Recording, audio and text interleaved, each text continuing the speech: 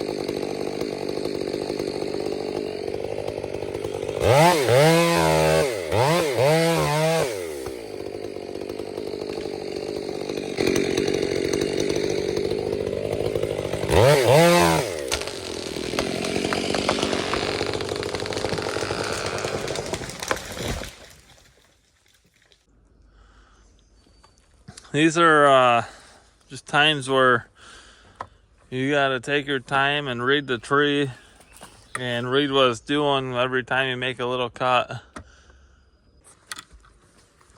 And well, we started with this one here.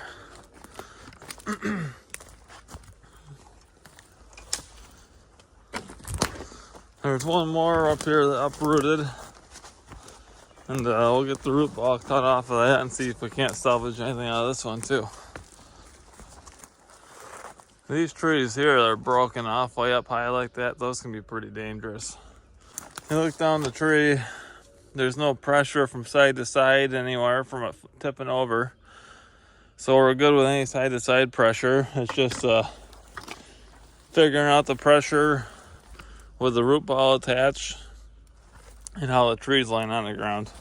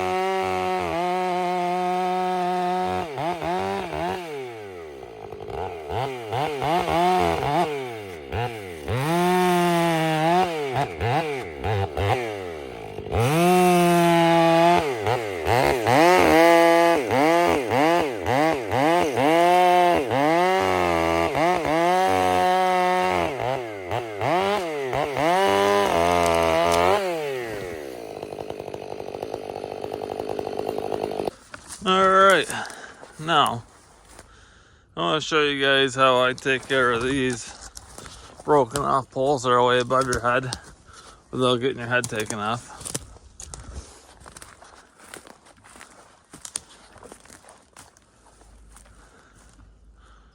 That one there, that's hardly attached to anything. That could get a little sketchy there. And this one the same way. It looks like if it's gonna dump off, I'll dump off to the right of that stump. So with these, I always start with them close to the ground and work my way up. And you have to see and look at the tension on top to decide whether, when you cut that off, if it's gonna drop down or if it's gonna start picking up. And sometimes there's a difference between these that are broken off and a spring pull. You cut a spring pull from the top, you might lose a couple teeth. These generally just drop.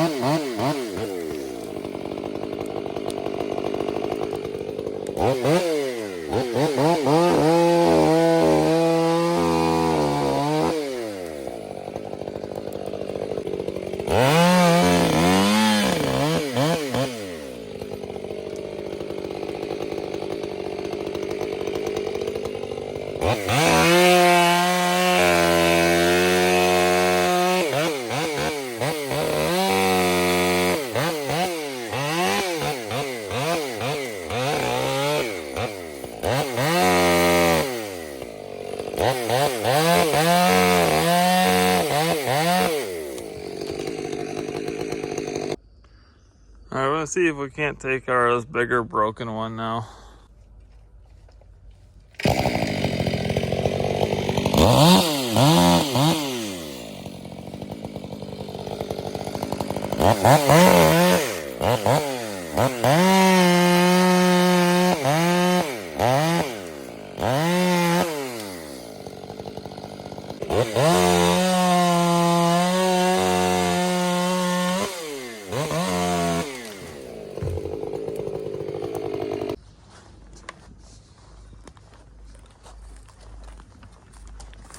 Well,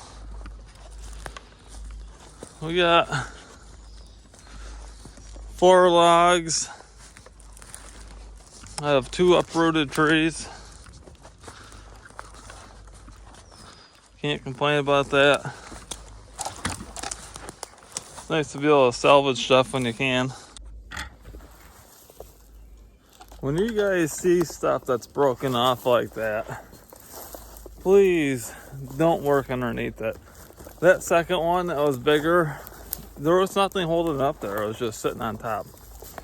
And if you're cutting on that tree underneath one of those, you know, something moves and it happens to move that limb that's broken off, or the top of that tree that's broken off, that could very well come down on top of you.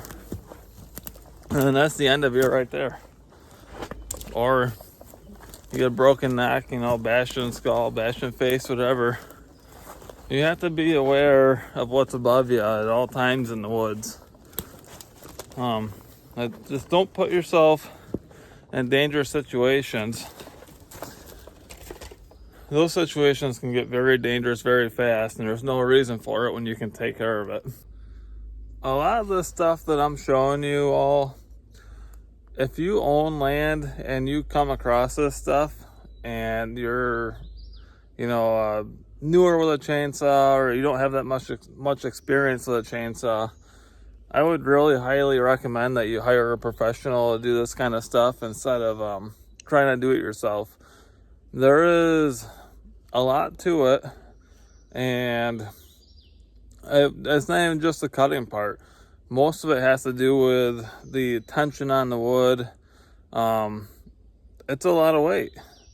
And if you're not reading the tension right, or you don't know how to read the tension, you can easily get yourself crushed, broken legs, you know, I mean, anything can happen in the woods.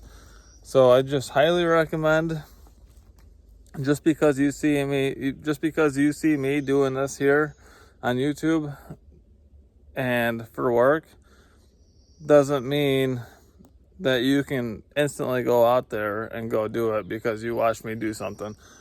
Every scenario is different in the woods. There's not one thing that's the same. And you might have, you know, a hung up tree like I took down earlier that might have a bunch of side tension on it that you don't know how to read, and next thing you know, you have a tree laying on top of you. So I just highly recommend any of you that own land and aren't a professional at working in the woods, to hire someone to take care of that kind of stuff for you if you don't want to look at it, or if you have kids running around or grandkids or whatever. This is stuff that's taken me years to learn, and I had a really good teacher too when I first started logging. That's the main thing. You got to have someone with a lot of experience to teach you, and I was very blessed and fortunate to have that opportunity. So it's nothing against anyone that doesn't have a lot of experience with chainsaws or working in the woods. It's safety. And that's what it boils down to with everything. If you don't know what you're doing, don't do it. If your gut's telling you not to do it, don't do it. Well, that's it for today's video. I hope you guys enjoyed it, and I hope you're able to learn something from it. And tomorrow, I'm not going to be logging. I'm going to be running the old John Deere plowing up some fields. And I'll take a little footage of that for you guys to check out if you want. But I have a whole bunch of footage of a bunch of tree falling I've done today too as well, so they'll be coming up in the next video. But have a blessed day, and thank you for watching. Oh, and I almost forgot, happy Mother's Day to all you mothers out there that watch this channel, and husbands and kids. Make sure you wish your mom a happy Mother's Day, and make sure you spoil her.